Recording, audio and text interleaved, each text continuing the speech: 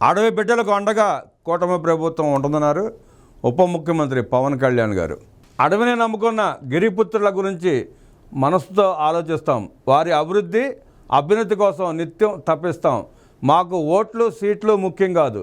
గిరిపుత్రుల సంపూర్ణ అభివృద్ధి జీవనశైలి మెరుగుపరచడమే ముఖ్యమని ఉప ముఖ్యమంత్రి పవన్ కళ్యాణ్ పేర్కొన్నారు. గత ప్రభుత్వం 5 ఏళ్లలో గిరిజనుల అభివృద్ధికి 92 కోట్లు ఖర్చు చేస్తే తమ ప్రభుత్వం ఏడాదిలోపే 1,005 కోట్లు మంజూరు చేసినట్లు వివరించారు. ఏజెన్సీ ప్రాంతాలలో గిరిజన గ్రామాల అనుసంధానానికి రోడ్లను నిర్మించేందుకు కేంద్ర రాష్ట్ర ప్రభుత్వాల నిధులతో చేపట్టిన అడవి తల్లి బాట కార్యక్రమాన్ని అరకు నియోజకవర్గం డుమ్రిగూడలో ఆయన ప్రారంభించారు. అడవి తల్లి బాట కార్యక్రమంలో భాగంగా చాపరాయి నుంచి పెదపాడు వరకు 2.2 కిలోమీటర్ల మేర బీటీ రోడ్డును 2.12 కోట్ల అంచనా వ్యయంతో నిర్మించేందుకు శంకుస్థాపన చేశారు. 1,005 కోట్లతో గిరిజన గ్రామాలను కలుపుతూ నిర్మించబోతున్న 558 రోడ్లకు సంబంధించి మొదటి దశలో పనులు పూర్తయ్యేలా ప్రణాళికలు రూపొందించారు. అనంతరం మాట్లాడుతూ కేవలం మాటలు చెప్పి శంకుస్థాపన ఫలకాలు వేసి వెళ్ళిపోవడం కాదని, వారం రోజుల్లోనే పనులు మొదలుపెట్టి పూర్తయ్యేలా చూసే బాధ్యతను తీసుకుంటామని పునరుద్ఘాటించారు. 2018 పోరాట యాత్ర సమయంలో అరకులో వారం రోజుల పాటు పర్యటించాను. ఆ సమయంలో అడవి బిడ్డల కోసం ఏదైనా చేయాలని బలంగా సంకల్పించాను. 3 నెలల క్రితం ఏజెన్సీ ప్రాంతంలో పర్యటించినప్పుడు రోడ్ల నిర్మాణం విషయంలో అభివృద్ధి చేసేందుకు పక్కా ప్రణాళికతో వస్తానని మాట ఇచ్చాను. ఇప్పుడు అదే ప్రణాళికతో డోలీ మూతల రహిత ఏజెన్సీ సాకారానికి మీ ముందుకు వచ్చినట్లు పవన్ కళ్యాణ్ చెప్పారు. గిరిజన గ్రామాలు అభివృద్ధి చెందాలంటే సరైన రోడ్లు ఉండాలి. గిరిజన గ్రామాలు మారుమూల ప్రాంతాల్లో తక్కువ మంది జనాభాతో ఉంటాయి. వాటిని అనుసంధానించాలనే గొప్ప సంకల్పంతో ప్రధాని మోదీ నేతృత్వంలోని కేంద్ర ప్రభుత్వం ప్రధానమంత్రి జన్మన్ కార్యక్రమం తీసుకువచ్చింది. 500 జనాభా లోపు ఉన్న గ్రామాలకు కూడా అనుసంధాన రహదారులు వేయాలన్నది ఈ కార్యక్రమం ఉద్దేశం. నిధులు లేని సమయంలో కూడా గత ప్రభుత్వం ఉన్న నిధులను అడ్డగోలుగా వాడేశారు. లెక్కాపత్రం లేకుండా నిధులను పక్కదోవ పట్టించారు. అడవి తల్లి బాటకు చంద్రబాబు బలం ఇచ్చారు. కూటమి ప్రభుత్వం వచ్చిన తర్వాత ముఖ్యమంత్రి చంద్రబాబు దగ్గరకు వెళ్ళి నేను అడిగిన పని పార్వతీపురం మన్యం, అల్లూరి సీతారామరాజు జిల్లాలో గిరిజన గ్రామాల అభివృద్ధికి రోడ్లు వేయాలని కోరాను. అడిగిన వెంటనే 49 కోట్లు ఇవ్వడం చాలా సంతోషం కలిగించింది. అడవి తల్లి బాటకు చంద్రబాబు బలం ఇచ్చారు. నేను ఓట్ల కోసమో రాజకీయం చేయడం కోసమో ఇక్కడికి రాలేదు. అడవి తల్లికి ఏదో చేయాలన్న ఆలోచన నుంచి పుట్టిన కార్యక్రమమే అడవి తల్లి బాట కార్యక్రమం.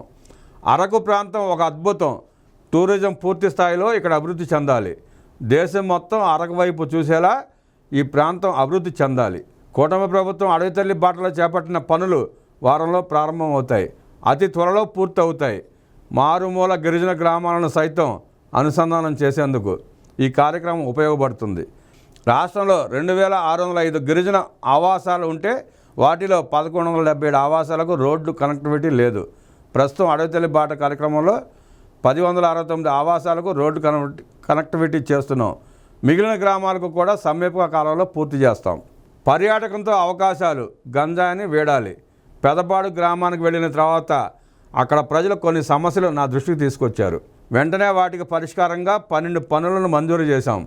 అరకు ప్రాంతంలో యువత గంజాయి వీడి పర్యాటకం వైపు దృష్టి సారించాలి. పర్యాటకంలో అపార అవకాశాలు ఉన్నాయి.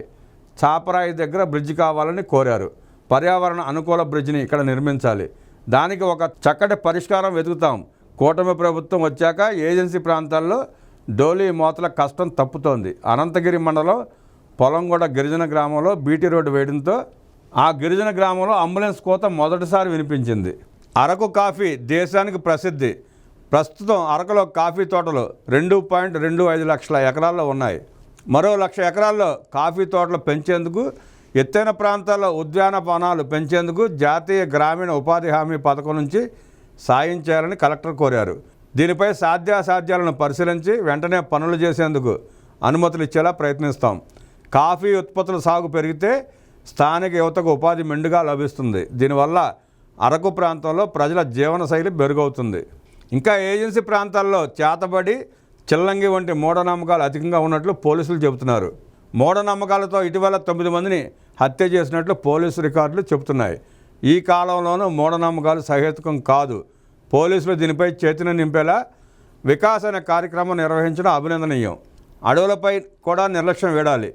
సిగరెట్లు తాగి నిర్లక్ష్యంగా పడవేయడం, అడవుల్లో చిన్న చిన్న మంటల వల్ల పెను నష్టం జరుగుతుంది. మూగజీవాలు యాతన అనుభవిస్తాయి.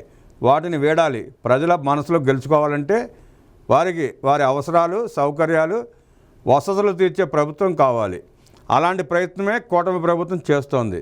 వచ్చే ఎన్నికల నాటికి మన్యం ప్రాంతంలో కూటమి ప్రభుత్వ పతాకాలు రెపరెపలాడాలి. రాష్ట్రంలో 15 సంవత్సరాల పాటు కూటమి ప్రభుత్వం ఉండాలి. అప్పుడే విభజన గాయాల నుంచి, గత ప్రభుత్వం ఏర్పరిచిన దెబ్బల నుంచి బయటపడగలం. దీనికి ప్రజల ఆశీస్సులు కావాలి. చిన్నాభిన్నమైన రాష్ట్ర ఆర్థిక వ్యవస్థను సీఎం చంద్రబాబు చక్కదిద్దుతున్నారు. డుమ్రిగూడ మండల పరిధిలోని పెదపాడు గ్రామంలో తారు రోడ్డు నిర్మాణానికి భూమి పూజ చేసి కార్యక్రమాన్ని ప్రారంభించారు. ప్రధానమంత్రి జన్మన్ పథకం ద్వారా ఆంధ్రప్రదేశ్ ప్రభుత్వం పీవీటీజీ గ్రామాల్లో అభివృద్ధి బాటలు వేస్తూ ఈ కార్యక్రమానికి రూపకల్పన చేసింది. అడవి తల్లి బాట కార్యక్రమం ద్వారా గిరిజన గ్రామాల్లో రహదారులు, డ్రైన్లతో పాటు పాఠశాలలు, తాగునీటి సౌకర్యం, ఆరోగ్య కేంద్రాలు, అంగన్వాడీ కేంద్రాలు నిర్మాణం తదితర అభివృద్ధి కార్యక్రమాలు చేపట్టనున్నారు. అడవి తల్లి బాట కార్యక్రమానికి శ్రీకారం చుట్టిన అనంతరం పెదపాడు గ్రామస్తులతో పవన్ కళ్యాణ్ ముఖాముఖి సమావేశమయ్యారు. ఆ గ్రామానికి చెందిన పాంగి మాధురి అనే మహిళ సౌకర్యాలు లేక తాము పడుతున్న ఇబ్బందులు గ్రామస్తుల తరపున తెలియజేస్తూ అర్జీ ఇచ్చారు. చాపరాయి గడ్డ వద్ద బ్రిడ్జ్ నిర్మించాలని కోరారు. వాటితో పాటు తాగునీరు, పాఠశాల భవనం, గ్రామంలో అంతర్గత సీసీ రోడ్ల నిర్మాణం, అంగన్వాడీ కేంద్రానికి సొంత భవనం, డ్రైనేజీ, కమ్యూనిటీ హాల్, రచ్చబండ నిర్మాణంతో పాటు library, village health clinic, cell tower నిర్మించాలంటూ వినతిపత్రం సమర్పించారు. పెదపాడు గ్రామస్తులు కోరిన ప్రతి సమస్యను పరిష్కరిస్తామని హామీ ఇచ్చారు. గ్రామస్తులు కోరిన 12 అభివృద్ధి కార్యక్రమాలను 6 నెలల్లో పూర్తి చేస్తామని హామీ ఇచ్చారు.